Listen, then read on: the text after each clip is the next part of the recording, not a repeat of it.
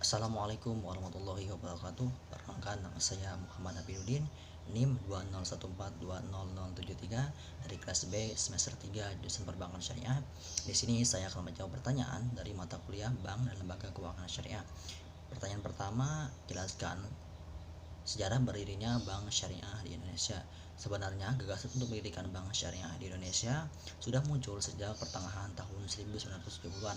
Hal ini dibicarakan dalam seminar nasional hubungan Indonesia Timur Tengah pada tahun 1974 dan tahun 1976 dalam seminar internasional yang diselenggarakan oleh lembaga studi ilmu masyarakatan dan Yayasan Bhinneka Tunggal Ika. Namun ada beberapa alasan sehingga tidak terlaksananya ide tersebut.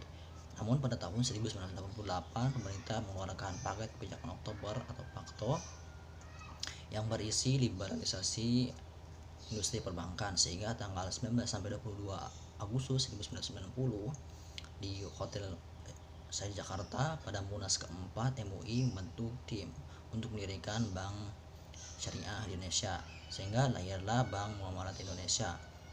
Akte penandatanganan PT Bank Muamalat Indonesia ditandatangani tanggal 1 November 1991 dan tanggal 1 Mei 1992 Bank Muamalat Indonesia mulai beroperasi, yang diikuti dengan adanya Undang-Undang Nomor 7 Tahun 1992 tentang perbankan.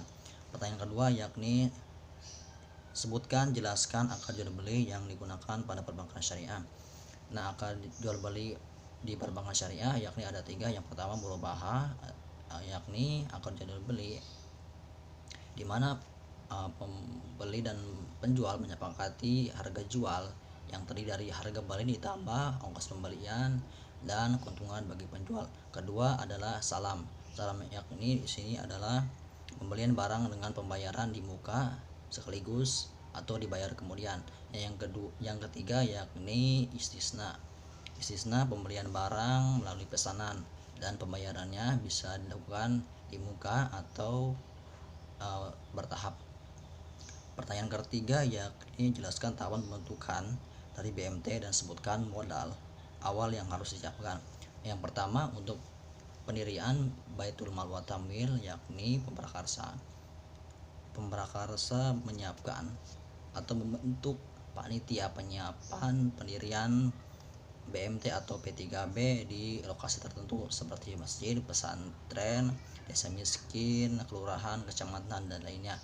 Nah, yang kedua, P3B mencari dana modal sebagai perangsang sebesar 5 juta sampai 10 juta atau lebih besar sampai 20 juta untuk memulai langkah operasional, dan modal ini bisa didapat dari pemerintah, perorangan, lembaga, bajis, Pemda dan lainnya. Yang ketiga, atau langsung mencari modal sekitar 20 sampai 44 orang untuk mendapatkan modal 20 juta tersebut. Jika calon pemodal telah ada, maka dibentuklah pengurus yang ramping sebanyak 3 sampai 5 orang yang akan mewakili pendirian dalam mengerahkan kebijakan BMT. Yang kelima yakni melatih 3 orang calon pengelola minimal berpendidikan D3 atau lebih baik S1 dengan menghubungi Diklat Pinbuk di provinsi atau kabupaten kota. Yang ketujuh yakni melaksanakan persiapan sarana perkantoran dan formulir yang diperlukan. Yang ketujuh yakni menjalankan bisnis operasi BMT secara profesional dan sehat. Pertanyaan keempat yakni jelaskan prinsip-prinsip pada asuransi syariah. Prinsip-prinsip pada asuransi syariah ada 3, yakni sesama muslim saling bertanggung jawab.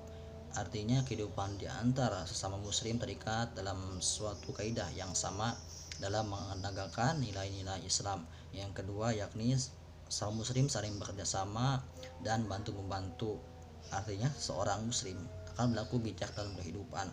Ia merupakan bagian yang tidak terpisahkan dari sistem kehidupan masyarakat.